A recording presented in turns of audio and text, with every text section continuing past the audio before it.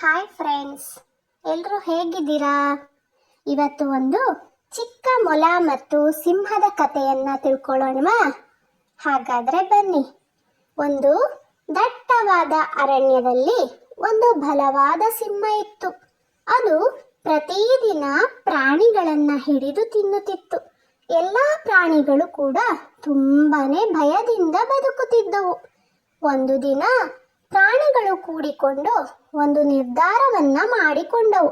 ಅದೇನೆಂದರೆ, ಪ್ರತಿದಿನ ನಮ್ಮಲ್ಲಿ ಒಬ್ಬ ಪ್ರಾಣಿ ಸ್ವಯಂ ಸಿಂಹದ ಬಳಿಗೆ ಹೋಗೋಣ.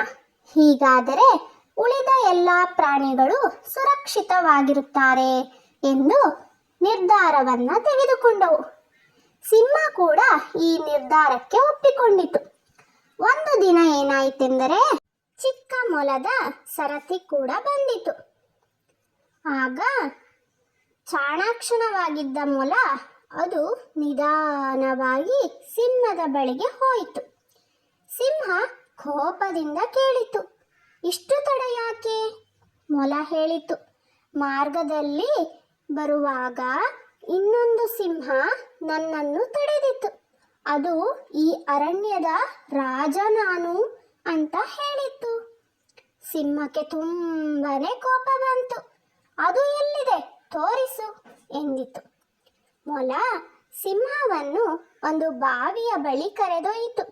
ಸಿಂಹ ಬಾವಿಯಲ್ಲಿ ನೋಡಿದಾಗ ತನ್ನ ಪ್ರತಿಬಿಂಬವನ್ನ ಕಂಡಿತು. ಅದನ್ನು ಇನ್ನೊಂದು ಸಿಂಹ ಎಂದು ಭಾವಿಸಿ ಕೋಪದಿಂದ ಬಾವಿಗೆ ಜಿಗಿಯಿತು. ಆದರೆ ಅದು ಒಳಗೆ ಬಿದ್ದು ಸಾಯಿತು. ಇದನ್ನು ಕೇಳಿ ಎಲ್ಲಾ ಪ್ರಾಣಿಗಳು ಸಂತೋಷಪಟ್ಟವು. ಚಿಕ್ಕ ಮೊಲದ ಬುದ್ಧಿಯಿಂದ ಅರಣ್ಯ ಕೂಡ ರಕ್ಷಿಸಲ್ಪಟ್ಟಿತು.